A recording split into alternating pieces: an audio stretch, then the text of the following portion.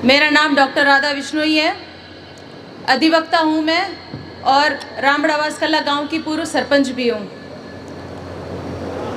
और आज का जो विषय है आरक्षण का, ये विश्नोई समाज के लिए क्यों ज़रूरी है, ये हम सब जानते हैं। और जैसा कि अभी मेरे से पूर्व वक्ता ने पूरी तरह से बता दिया कि संविधान के बाद कौन कौन सी इंदिरा साहनी रिपोर्ट आई, वर्मा कमेटी बैठी और क्या क्या प्रावधान हुए, आज दिन तक कहाँ कमी रही, कहीं ना कहीं कुछ न कुछ कमी रही है, जिस वजह से आज दिन तक हमें केंद्र सरकार में आरक्षण नहीं मिल पाया है।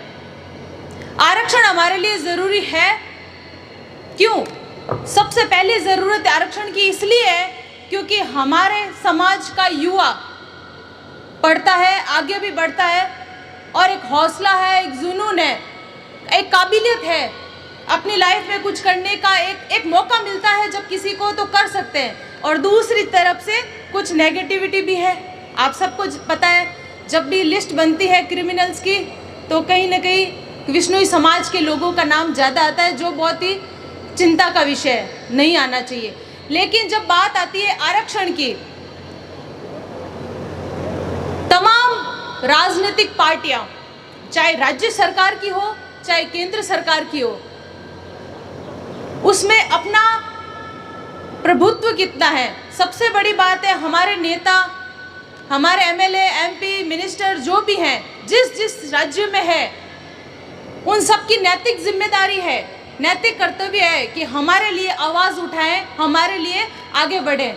दूसरी चीज़, हम जो आज इकट्ठा हुए हैं एक आत्ममंथन के लिए, एक विचार के लिए कि हमको आरक्षण मिलना चाहिए। ये आरक्षण जो आज दिन तक हमको राज्य सरकार में मिला है लेकिन केंद्र सरकार में नहीं मिला है, तो कहीं ना कहीं ऐसी कई वैकेंसीज हैं, ऐसी कई प्रतियोगी परीक्षाएं हैं जिसमें हमारे इस आरक्षण के कारण कहीं ना कहीं हम लोग उतने आगे नहीं आ पाते।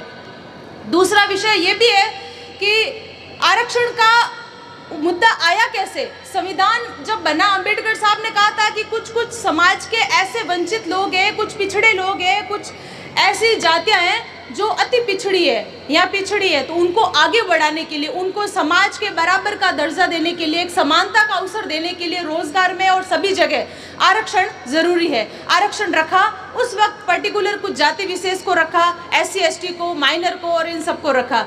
लेकिन विश्नोई समाज जो है, जैसा कि आप सबको पता है, कृषि कार्य में व्यस्त रहते हैं, पशुपालन का काम रहता है और भी दूसरे काम है, तो हमको आरक्षण की ज़रूरत सबसे ज़्यादा है। और दूसरी चीज़ ये भी कहूँगी मैं, संघर्ष समिति के बारे में जो अभी विचार हुआ, मैं उससे बिल्कुल सहमत हूँ। और ऐसी संघर्ष समिति हर स्तर पर बननी चाहिए, पंचायत स्तर पर भी बने और नगर पालिका स्तर पर भी बने, साथ ही साथ अपने अपने गाँव में, अपने अपने एरिया में, प्रदेश में और राज्य स्तर पर जब एक बड़ी कमेटी बने तो सब एकजुट होकर एकता के साथ आवाज़ उठाएं। जब आवाज़ एकता से उठती है और जोश से उठती है तो अपने आप ही सरकार को झुकना पड़ता है और अपने मांगों को पूरा करना पड़ता है। और ये हमारी मांग बिल्कुल जायज़ मांग है।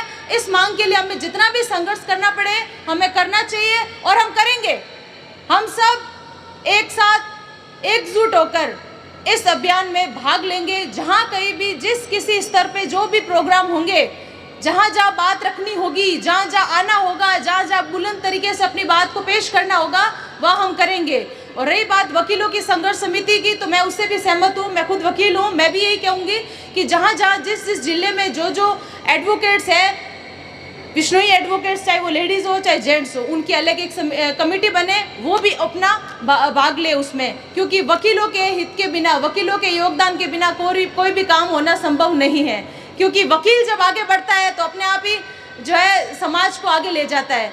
दूसरी चीज़ ये कहूँगी मैं आप सबका बहुत बहुत धन्यवाद। इतनी तेज़ गर्मी में, धूप में आप सब लोग आए, और ये सब आपकी, ये सिर्फ पर्टिकुलर किसी एक का स्वार्थ नहीं है, किसी एक का हित नहीं है, पूरे समाज का हित है। और जब समाज के हित की बात आती है तो हम सबको एकजुट होकर एक साथ एक ही आवाज़ में बोलना पड़ेगा और एक साथ आगे बढ़ना पड़ेगा। धन्यवाद।